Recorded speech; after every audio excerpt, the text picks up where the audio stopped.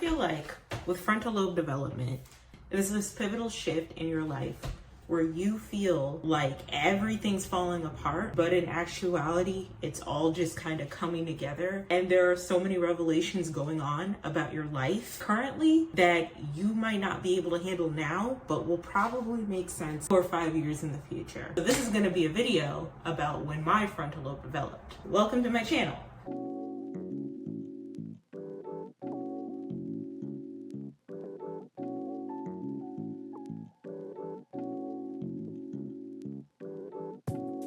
Hello everyone, welcome to my channel. My name is X's and this is my channel, X's Does. Hello, how are you today? How are you doing? Take a look at my kitchen. Actually, JK, don't take a look at my kitchen. I do not need you to see what I got going on back there.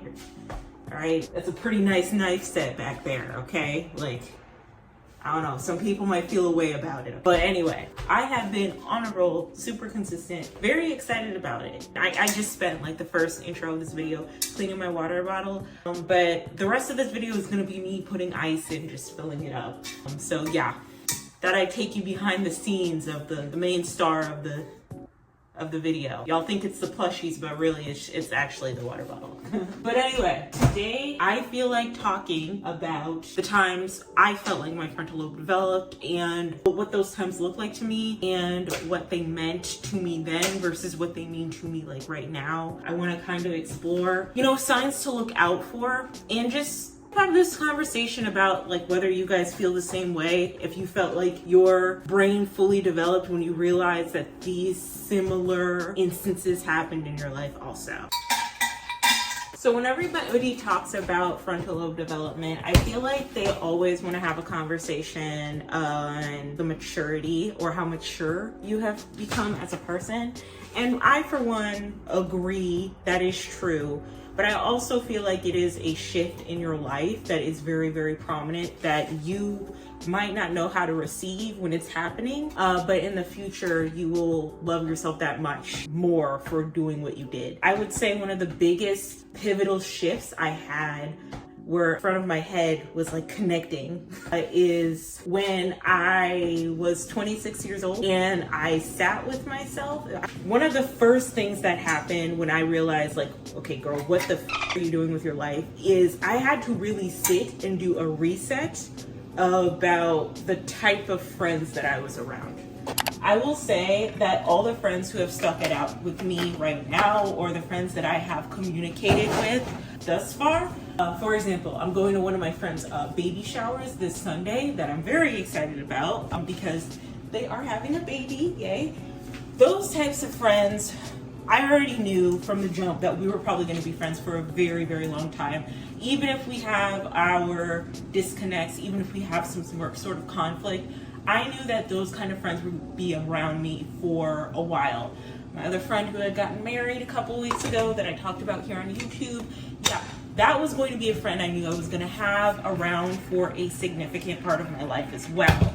But the friends that I realized that I wasn't going to have in my life, and the friends that I realized were kind of like weighing me down in a way and really weren't doing anything productive, those friends had like a very like toxic and vapid energy about them that I just really wasn't a part of. And I also found myself making excuses for them. And I think this is something that everyone in their early 20s does. They're like, oh, so-and-so is kind of toxic, but they never would do that to me, or they have such a hard life, or there's stuff that they're going through in their life, and, maybe I could just be there for them. You know what I mean? I was doing that a lot. I was making excuses for friends that probably wouldn't even piss on me if I was on fire. And one thing that I noticed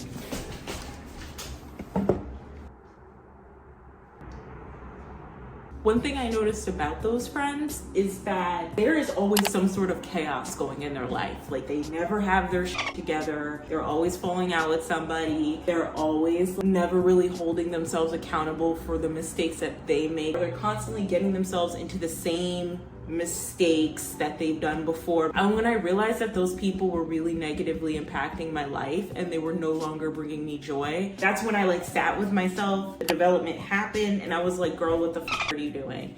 It was a very specific moment in my life. I won't go into too many details, but I remember a friend wanted access to me a couple years back, and they wanted to talk about something that was like super vapid and toxic that I just really did not have the spoons for, because I was kind of focused on forming stability for myself. I remember they wanted my time to talk about this issue or this incident.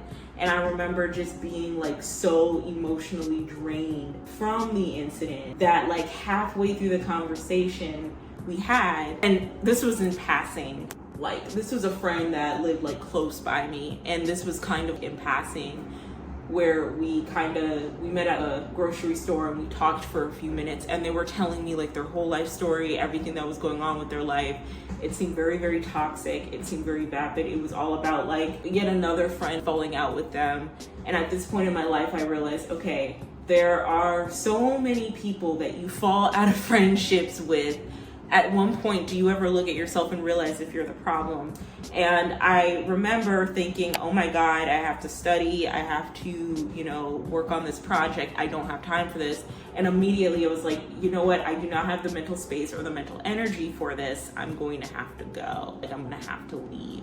Once I realized that that was like emotionally draining to be around and exhausting to make excuses for those people, I immediately started to see a shift in the improvement of my life. But while it was happening, I was like freaking out and having panic attacks and like having a mental breakdown, because I thought we would be best friends forever. But little did I know that they would not really be there for me in the way that I needed them to, but expected me to be there for them in the way that they wanted me to. I realized that I really need people on my team that are kind of in alignment to my character. Nowadays, a lot of people say, when you lay down with dogs, you get fleas. You want to be around successful people. If you want to be successful, if you want to make a lot of money, you want to be around a lot of wealthy people.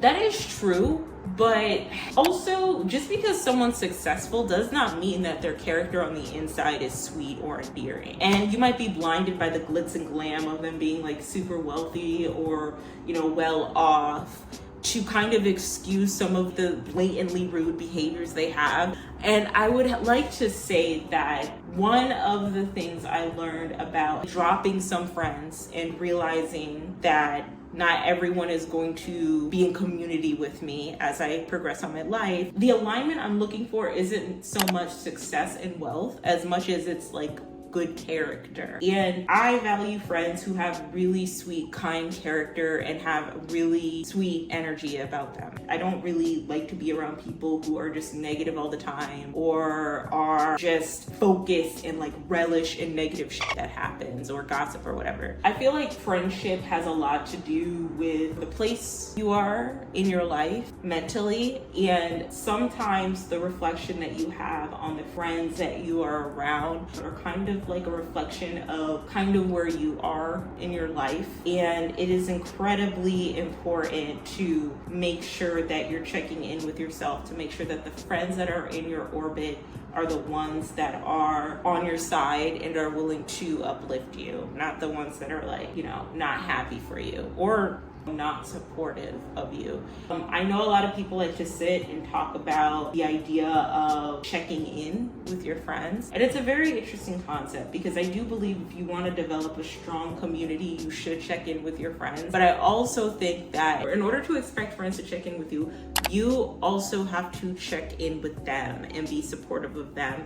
And I'm noticing that a lot of friendships are built off of like transactional experiences nowadays and a lot less on community. And it's unfortunate, but it is what it is. A lot of us are walking around here with main character syndrome, which could be really good and to our benefit at some times, but and other times not so much. And I think with friends and connecting with people, sometimes being so selfish with your time and demanding people not be selfish with theirs can negatively impact the relationships you have with people in the future. future. Another thing that I realized about friendship and friends and my lobe developing is having the discernment to understand when someone is potentially going to be a bad friend. For me personally, whenever I have those signs, I can't really like explain it. Sometimes it's just like a gut feeling where I'm like, ooh, this doesn't, like, it doesn't feel right. There is some sort of vibe I'm reading from you that isn't genuinely nice. Some people who have discernment, they connect to their discernment through meditation, through prayer, whatever works for you. If you want to attain discernment, like, do it. But for me, I think it's just kind of my experiences. And I also feel like if you just pay attention to what people are telling you, it is very, very easy to weed out people who are not good. A good sign to figure out if a friend ain't shit, okay, is if they're jealous of you. And the way you can find out if somebody is jealous of you is watch how they act when you have accomplishments. If they're not happy, they're 100% jealous of you, and you need to break away from that friendship. If they are happy for you, that's probably a real friend, you're good. But if they're not, you should probably cut that friend out of your life.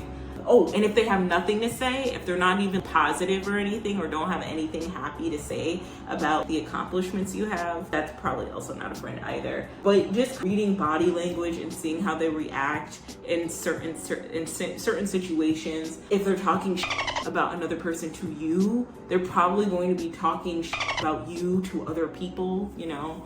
But really weeding out bad friends before I even realized how bad it could get has helped me as well. I've done that over the past couple of years because I've just picked up on things that don't really align with the type of people I want in my life. The true realization that you are maturing as an adult is when you're very meticulous about the type of friends and the type of community that you are trying to develop in your life. When you're very picky about the type of friends you want in your space or in your orbit, and you're very particular about the morals and the values that they stand on. As we go into our adulthood and as we traverse and we take on adulthood in our 20s or 30s or our 40s, I do think it is important to really understand that you choose to be around and how they make you feel internally is going to have way more impact than how they make you feel like externally. And so maybe you might want to be around that influencer who has 300,000 followers, but then like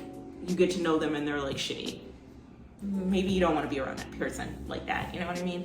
Yeah, so I would say that really sitting in my adulthood, I am understanding who I am as a person, and I'm also understanding what bullshit I will and I won't tolerate, and that's pretty nice to know. Oh, another thing I wanted to add is shout out to the 20-year-olds who are realizing that having a male-centered friend is not it. When I was like 18, 19, 20, like that was normal to be boy crazy or to have that one friend who was like super obsessed over boys and like wanting to get married at like 24 and like falling out heartbroken over a dude who didn't even they didn't even date yet but just said that they weren't interested in, like, that type of stuff was just like the norm around the friends I was with. I wouldn't even say we were like horny, we were just obsessed over like boys.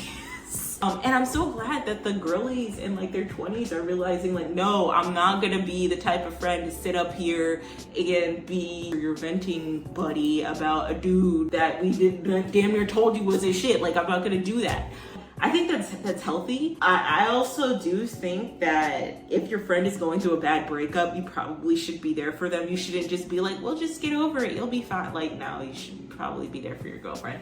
But if your friend is obsessing over dudes and it's every other dude every other day and they're trying to conform to whatever guy they're interested in, and you're just like, you know what, I'm good for you. I feel like I was on both ends of the spectrum of those relationships growing up, because on one end of the spectrum, I was boy crazy at one point for the guys I was interested in, and then I wasn't anymore. And then on the other end of the spectrum, I was not as boy crazy, but I was kind of frustrated with the friends that were, and I just really couldn't relate to talking about a guy that I was interested in for like 24 hours straight. Like, I couldn't relate to obsessing over that. I had other things to concern myself with, and I'm so glad women are, it's not worth obsessing over a guy 24/7, being up under him all the time.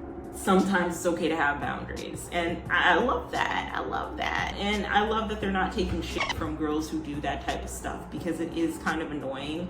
But it's also like a very common thing you go through in your like early 20s. I would say that now, my age right now, if I knew a friend who was super obsessed with dick, acquiring dick, being around dick, willing to put down other women for dick, talking about dick 24/7, I think I would lose my mind a little bit, because like right now in this phase of my life, I don't have time for you to obsess and vent and whine and cry over penis. I just don't have time. Like, you will be okay.